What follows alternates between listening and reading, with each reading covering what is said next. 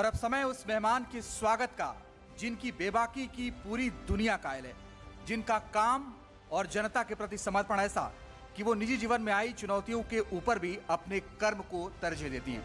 मैं बात कर रहा हूं महिला बाल विकास मंत्री स्मृति ईरानी की। और अब बारी है एक और सार्थक चर्चा की, सार्थक संवाद की।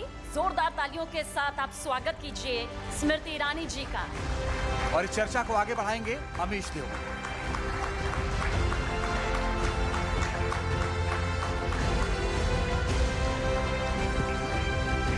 Thank you so much.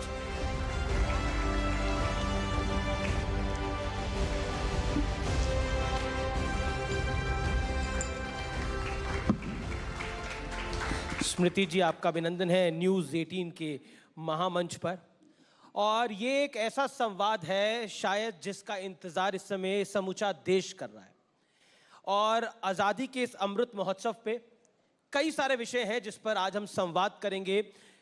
Smriti ji, आपका अभिनंदन है। और आज देश आपको सुनना चाहता है। बीते दिनों देश की राजनीति में बहुत कुछ हुआ।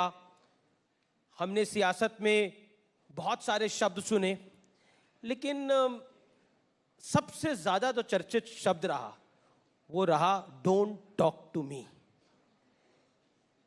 सोनिया जी को ऐसा क्यों बोलना पड़ा?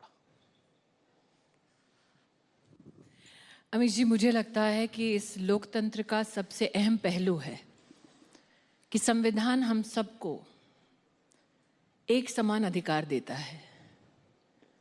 हमारे होने का अधिकार, बोलने का अधिकार और कर्तव्य पथ पर चलने का अधिकार।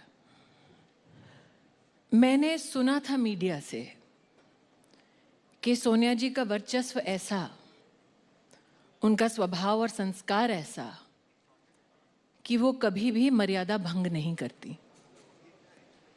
हम में से कई लोगों को ये कहा गया था कि हम जैसे हिंदुस्तानियों से बेहतर आचरण उनका रहा है। मैं उम्र में उनसे छोटी हूं। सदन जब स्थगित हुआ तो वो मेरी कुर्सी की तरफ आई। उस वक्त एक 73 साल की हमारी वरिष्ठ महिला नेत्री वहां उपस्थित थी। जब वो आई तो अपने पुरुष नेताओं के संग आई। ऐसा नहीं है कि नहीं जानती थी कि वो मेरी कुर्सी है। रमा दीदी बिहार से हैं, पिछड़े परिवार से हैं, और उन्होंने आकर रमा दी से कहा कि मेरा नाम मत लो। मैं वहाँ उपस्थित थी। मैंने विनम्रता से कहा कि आप अगर मैम कुछ पूछना चाहती हैं तो बोला मैंने है, can I help you? You said ma'am can I help you. अब बड़ी हैं तो फिर मैम कहकर ही संबोधन करना चाहिए। उनका आक्रोश अपेक्षित नहीं था। उनके बेटे को जनता ने नकारा, बार बार मौका देने के बाद नकारा। लोकतांत्रिक ढांचे में उनके बेटे ने अपने कर्तव्य का निर्वहन नहीं किया, इसलिए उनके बेटे को हराया। ये गलती मेरी नहीं है। लेकिन इस हराया तो लोकतंत्र में जनता ने मुझे अपने प्रतिनिधि के नाते चुना। जी। कहीं ना कहीं वो आक्रोश इस बात का है कि एक साधारण महिला ये दुस्साहस कैसे कर सकती है। लेकिन हमारे देश की एक परंपरा है कि साधारण लोग ही असाधारण काम करते हैं। अगर आपने ये वर्चस्व अपना बनाया कि हम चाहे कुछ भी करें, हम चाहे अपने कर्तव्य का पालन ना करें, तब भी जबरदस्ती जनता को हमें स्वीकार करना होगा, तो इस लोकतंत्र की इस ताकत को हर व्यक्ति को समझना होगा कि लोकतंत्र में गांधी परिवार मजबूरी नहीं है जनता की। वो आक्रोश उनका सराखों पर, लेकिन जिस सदन में ये आक्रोश उन्होंने व्यक्त किया, उससे उनकी गरिमा को, उस व्यक्तित्व की गरिमा को निश्चित रूप से ठेस पहुंची। और मेरे लिए उनसे उम्र में ओहदे में छोटी एक महिला के लिए ये आश्चर्यजनक एक कृत्य था। लेकिन ये भी मैंने स्पष्ट किया जी कि मैं भले ही साधारण बैकग्राउंड से हूं, लेकिन चूंकि आप गांधी खानदान से हैं, असभ्यता मैं बर्दाश्त नहीं करूंगी। लेकिन जब आप असभ्यता की बात कर रहे हैं तो सत्ता पक्ष पर भी एक आरोप मढ़ा गया। आरोप ये मढ़ा गया कि बीजेपी के कुछ सांसद और बीजेपी के कुछ मंत्रियों ने सोनिया जी को घेर लिया था और ये कहा गया कि बहुत लोग जो इस प्रकार की चर्चाएं करते हैं, शायद उनके ध्यान में ये बात नहीं है जी कि सदन में कैमरास फंक्शनल हैं। कैमरा की निगाह से सदन विहीन नहीं है। और आपको क्या लगता है कि अगर किसी ने किसी को घेरा होता तो वो कैमरा में दर्ज बात बाहर नहीं आती?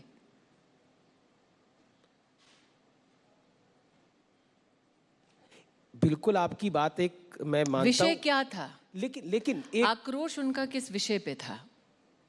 कि महामहिम राष्ट्रपति को उन्हीं के सदन के नेता ने, उन्हीं के नेता ने अपशब्द कहे। वो कह रही माफी मेरे से क्यों मंगवाई जा रही आप थी? अगर टाइमलाइन देखें जी तो उस टाइमलाइन में क्या व्यतीत होता है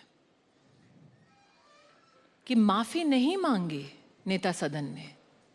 जब उन्होंने बार बार द्रौपदी मुर्मू जी के संदर्भ में संबोधन किया, पत्रकार तक ने रोका कि ये देश की महामहिम राष्ट्रपति हैं, आप इस प्रकार से उन्हें संबोधित ना करें। अगर वाकई में त्रुटि होती तो वो अपने शब्द वापस वहां ले सकते थे। उन्होंने पत्रकार के टोकने के बाद भी नहीं किया।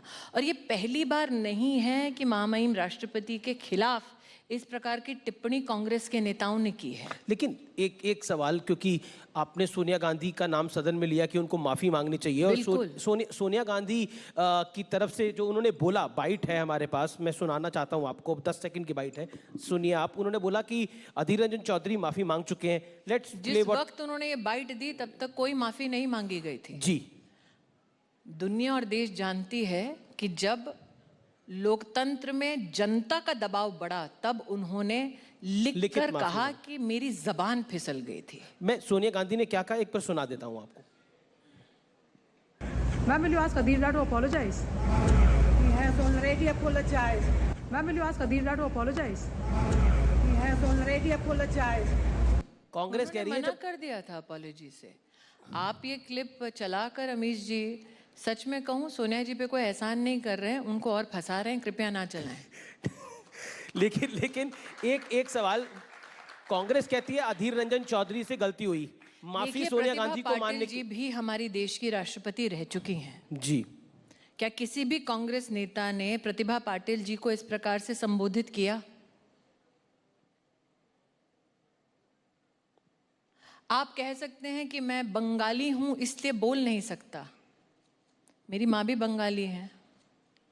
राष्ट्रपति किस प्रकार से संबोधित किए जाते हैं ये हर देश का नागरिक जानता है। कह रहे मेरी हिंदी कमजोर है तो अंग्रेजी में प्रेसिडेंट कहा जाता है, और हिंदी अगर कमजोर है तो राष्ट्रपति बोलने के बाद उन्होंने राष्ट्रपत्नी कहा। और फिर जब उनको पत्रकार ने टोका कि आपका संबोधन अपमानजनक है, तो जिसको हिंदी आती थी टोकने पर जिसने बोला कि आप सुधारिए, तब क्यों नहीं सुधारा?